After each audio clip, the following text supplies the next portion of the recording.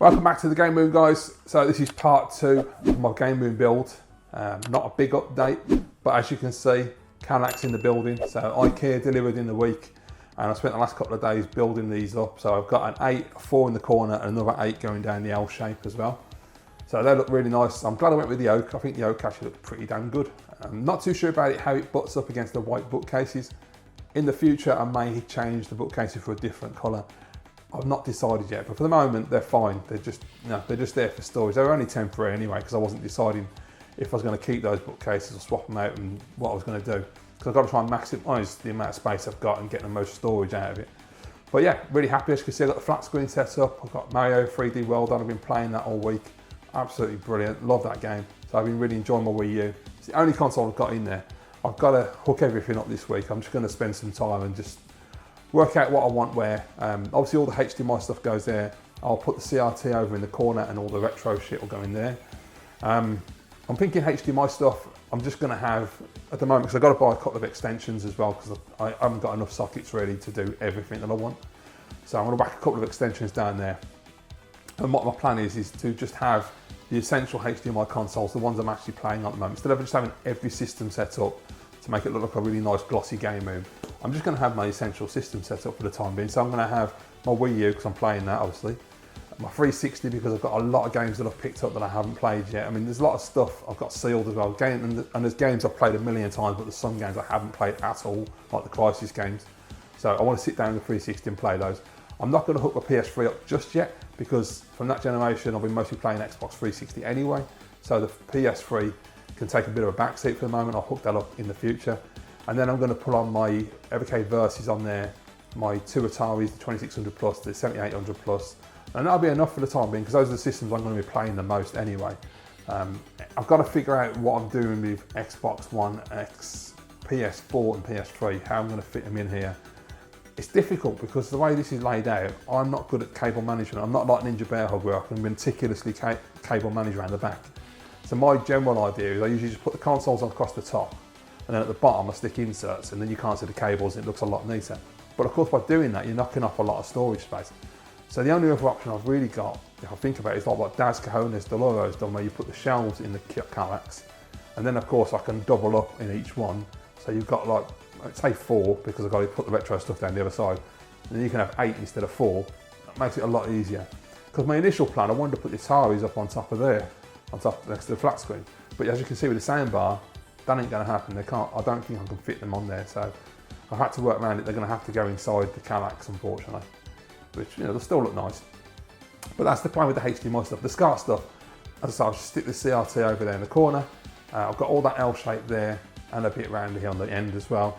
And I can just go ahead and just put in, I haven't got that many, have I? So I've got like SNES, Mega Drive, PlayStation 2 and Xbox. So that's fairly straightforward to hook that up. And Ninja Bear Hug also, ages ago, showed a SCART switcher which he recommended to me, so it was really good. So I've got that on my watch list, and that's like a 10 in, and you can either have a 1 out or a 2 out, so I'll just get the 1 out. But it's also really cool because it's got a lot of other options. It's got analog red and white audio out, it's got headphone jack, I think it's got a USB or something, it's got a few different options. It's really nice. Quite expensive, but well worth the money, I think. And the reason I want that as well, not only because it's easier to hook up all the SCART consoles and add any consoles I'm going to buy in the future, most of all I want it because of the audio option, because the TV I've got, the CRT is really good, it's got good quality sound, but it's not the greatest. Out of all the CRTs I've ever owned, it's definitely not the best sound quality. So my plan has always been to find an audio option, because the TV doesn't have, it's a 2006 model, and for some reason they took out the audio out. Even though I've had older models from the 90s which had a connection on the back to whack the audio out of the telly, so I don't understand that. I don't know what Sony were doing. So the good thing is the SCART switcher's got the option, so I can just plug everything in the SCART switcher, bang the audio out into some nice bookshelf speakers that I'm going to pick up, put them on top of the unit, and away we go. And then I've got really good sound from my retro as well. Other than that, what have I got to do in here? Well, I think most of it's done. Once I've plumbed all the consoles in, I've got the speakers and the CRT set up over there, I'm pretty much ready to go. Then it's just a case of what do I want to put on the walls. I mean, obviously I've got my posters sitting down here, my Final Fight, my Streets of Rage. I'm not sure exactly where I'm going to put them because the flat screen takes a lot of space up. There's bookcases over there. I'm going to have to try and figure it out. I might be able to put them in the space between the flat and the CRT, I'm not exactly sure. but hopefully that'll pan out okay. But there you go, so that's the main plan. So I'll just have a quick whiz round the Kallax. You can just have a proper look at it. Okay guys, so here we go. This is the Kallax in oak, which looks very nice and goes well with the floor, I think. As you see, I've got an 8, I've got a 4 in the corner, and I've got another 8 just going across the bookcases. There's a very tiny gap between the Kallax and the bookcases, but I think it just works out quite nicely, that does. So originally I was thinking about it just doing it right across there and then putting bookcases around here, but then I thought, no, I'm not doing that. So I need to maximise the amount of bookcase storage I can have for future purchases. So yeah, as you can see at the moment, I only got the Wii U in there. Got the 55-inch set up with the lovely Hisense soundbar, which is doing a cracking job in Mario 3D World. Yeah, I've got these pictures. My Streets of Rage, my Final Fights, they're absolutely massive. I think they're like A1. I'm going to struggle to find space for them because normally you would naturally put them over there where the Super Nintendo boxes are in the N64. But I'm going to put the CRT in the corner there. Probably going to move this flat screen across a little bit because I need to get the bookshelf speakers either side of the TV. Then I'm thinking where the boxes are is where I'm going to put my James Bond display. So, you know, if you're looking at the Kallax, you've got down here, I've got what, 8 options, depending on if I put shelves in, whether I put inserts in the bottom, etc. So I've got enough for my HDMI consoles, then you've got 2 on the end and another 8 this way. So I've got 10 there, which is like Super Nintendo, Mega Drive, PlayStation 2, Xbox, any other future consoles I may buy. I mean, when I get a Master System model one, that has to go on top because it won't fit in the insert. So that's going to leave me with how many? That's SNES, Mega Drive, PS1, PS2, Xbox. It's going to leave me like 1, 2, 3, about 4, 5.